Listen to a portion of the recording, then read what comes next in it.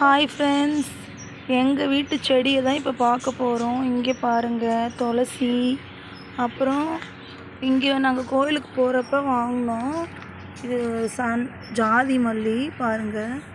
அதில் வந்து 3 மொட்டு விட்டுருக்குது. அது வந்து பூத்தோன்னே நான் கண்டிப்பாக உங்களுக்கு காமிக்கிறேன். அதுக்கப்புறம் இங்கே வந்து கற்றாழை, அதுக்கப்புறம் இங்கேயும் துளசி எல்லாம் இருக்குது. அப்புறம் இது வந்து எல்லாத்துக்கும் தெரியும், இது அழகு செடி. அப்புறம் பார்க்கலாம், இங்கே பாருங்கள், கத்தாழையில் வந்து எங்கள் வீட்டில் பூவெல்லாம் விட்ருக்கு பாருங்கள். ரொம்ப நாள் ஆயிடுச்சுல்ல, அதனால் பூ விட்ருக்கு, கற்றாழை பூவு. அப்புறம் இன்னும் கூட கொஞ்சம் செடி இருக்குது, காமிக்கிறேன். இங்கே பாருங்களேன், இது வந்து ரணக்களி, இது பேர்.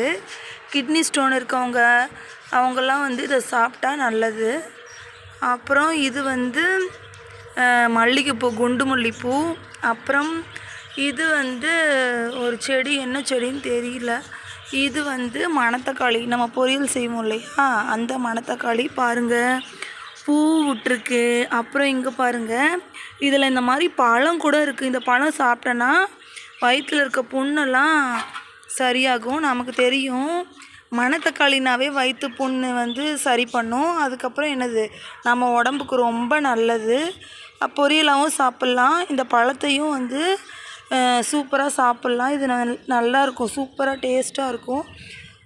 அதுக்கப்புறம் இங்கே பாருங்கள், இது வந்து கற்பூரவள்ளி, எல்லாத்துக்குமே தெரியும், ஓமத்தலைன்னு சொல்லுவாங்க, கற்பூரவள்ளின்னு சொல்லுவாங்க. அப்புறம் இங்கே வந்து துளசி செடியும் இருக்குது.